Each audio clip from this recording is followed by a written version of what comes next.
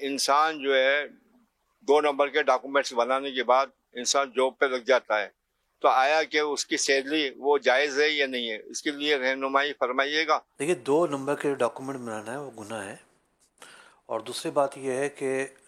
اس سوال کا بارہا میں بڑا تفصیل کے ساتھ جواب دے چکا ہوں کہ 2 نمبر کے ڈاکومنٹ بنانے کے بعد جو جاب ہے وہ کئی اقسام کی ہوتی ہے۔ اب کل میں نے ایک مشہور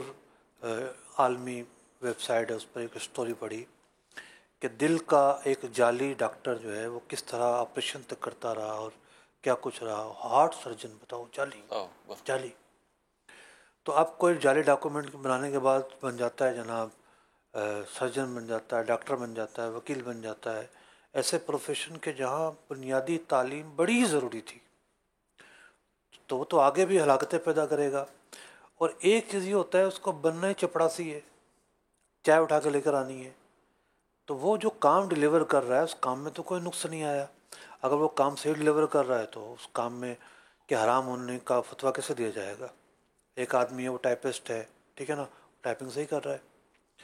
تو یوں